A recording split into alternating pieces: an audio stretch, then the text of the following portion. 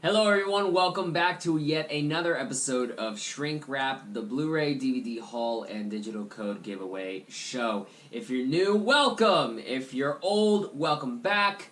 Like we always do, we're gonna announce the winners of last month's digital code giveaways. So let's cut to computer me and get on with it.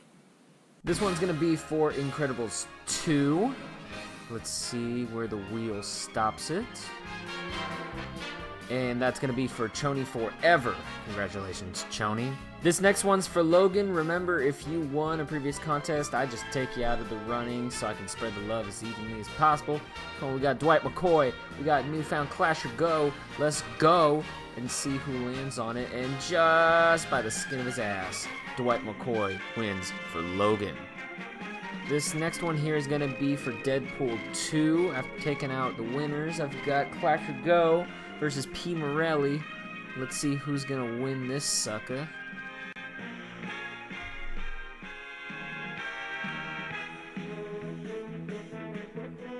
And no question here. This one goes to P. Morelli. Next one here is for Justice League. I got Clasher Go versus Sober. Sober. Son of a bitch R. I don't know. Somebody, if you're watching this, tell me how to pronounce your name, man. And this one goes to Clasher Go. And now we've got Jurassic World Fallen Kingdom. And after taking every other contestant out of this race, oh, you're really going to need me to tell you how to pronounce your name, man, because Sober wins this one. And this one's going to be for I, Tanya. I think you guys can tell. Congratulations, as always, to the winners. If you're new, let me know how best to get these codes out to you, whether it be Instagram, DM, Twitter DM, email, whatever. So this episode, I did not plan for this to be possibly the biggest haul I've ever had. Let's just say I've got more movies than there are days in February. So let's just cut through the bullshit and go one by one. We're going to start with the DVDs like we always do. And I'm going to start off with an underrated movie, Belle. I love Gugu Mbatha Raw. This is the movie that turned me on to her. This one just handles race, gender, in that kind of Pride and Prejudice way that is fun to watch if you're into that period stuff. But it doesn't sacrifice the character for pomp and circumstance. So I definitely recommend this one. Whenever I saw Invincible for the first time, it just kind of was a feel-good story that I remember really enjoying. It's one of the first Mark Wahlberg movies I can truly vividly remember. I can't wait to watch it again. Hopefully it still holds up. Speaking of holding up, I'm pretty sure this won't, but I like it anyway. Mr. 3000. I like baseball. I love Bernie Mac. And this comedy, when I was a teen, pre-teen to teen, I ended up watching a couple times on TV, and I ended up having a pretty good time with it. This movie, The Rookie, I watched it as a kid, again, baseball, and I fell in love with this movie. When I was a kid, I used to love Dennis Quaid and shit like The Parent Trap, and this movie, it's the first time that I can remember, like, really being interested in, like, what's going to happen next, and what's going to happen next, and how does this move into this, and blah, blah, blah. And I just very much enjoy this movie. I'm really hoping this holds up, otherwise I might cry. I am very particular with this particular series, Friday the 13th. So, I got the first one, which, I mean, you gotta have the first one. The final chapter.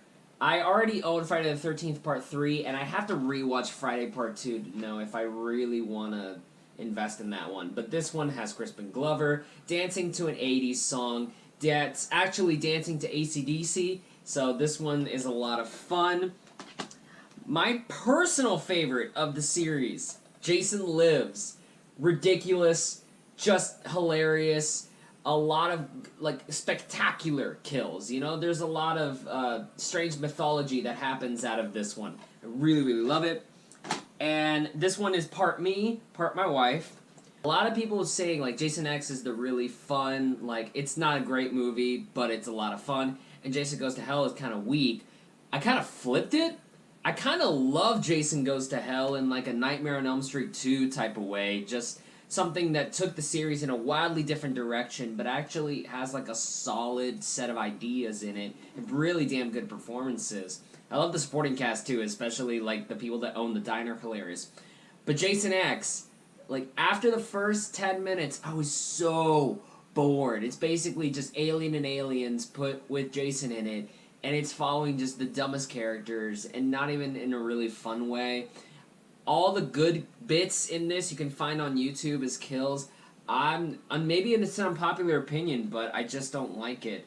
Sky High, a fantastic satire and celebration of superhero movies, basically the classic archetypes. Right before the MCU hit, this was just a ton of fun, and I don't know. This is a movie that has charm in spades. I've never seen this movie before, but I've heard it's a classic, so Usual Suspects, I picked that one up. I think the next one are like 4 movies that Brittany and I went to try to get like a 4 for $20 deal at Movie Trading Company, so this is actually her pick, and it's Splice. Never seen this movie, but she really recommends it, and so I'm gonna have to check this out. Looks super fucking weird. Again, my wife's choice. I'm surprised that I've never seen this before, but I haven't. Con Air.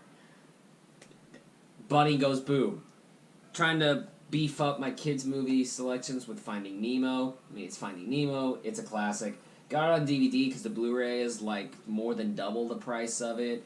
And there's something about DVD that kind of gives it that similar quality that I felt when I watched this back in the day. I don't know. I can't really explain it to you. Homeward Bound and Homeward Bound 2. We saw Homeward Bound.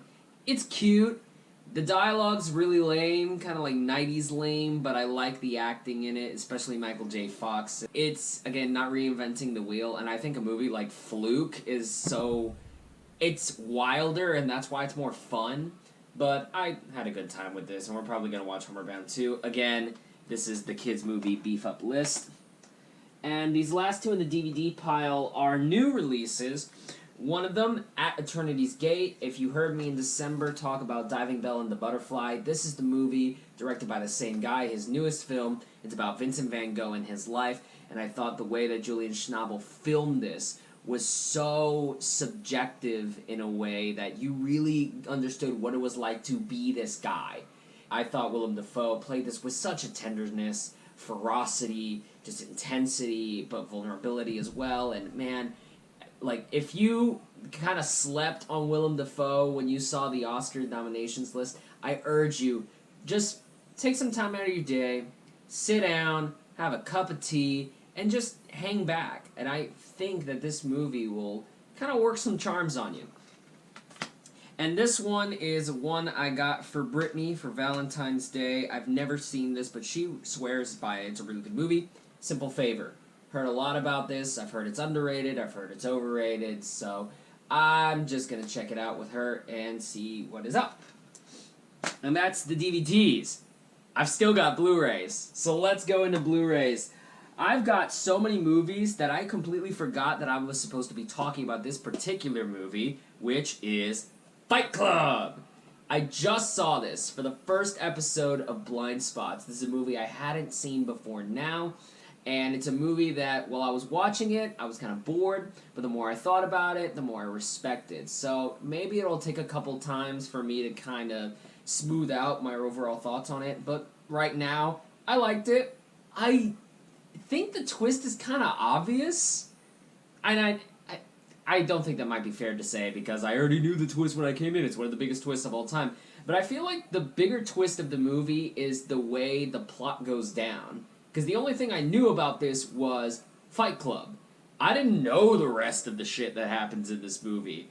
And the rest of the shit that happens in this movie, I think, is the real, like, big reveal that happens throughout. And whenever you get to the end, you kind of just have to stop and think, how the fuck did we get here?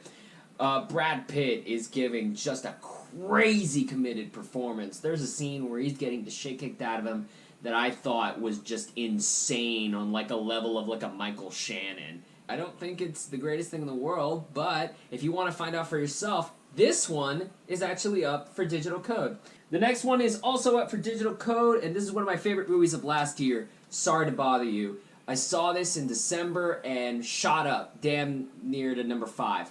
Everything from the car to Tessa Thompson's earrings to the little bandage that Lakeith Stanfield is wearing, to the houses, to just there's a transformation scene where you get to see him go from his old apartment and shitty furniture to his new apartment and better furniture. That is just mind-blowing how they pulled this stuff off. When you're talking about how good indie filmmaking can be, this is like the prime example of it. So go in, let your brain go wild, and when you hit to that ending, stick with it. It makes sense. Let the movie take you for the ride before you judge it, alright? Sorry to bother you. This is also up for digital code. Win yourself this bad boy. Next one is Babel. It's a movie by Alejandro González Iñárritu, the guy who did Birdman and The Revenant. If you haven't seen my little foray on Adam Daly Live with The Love It or Hate It for Birdman, you can find out that I love those two movies. Birdman and The Revenant.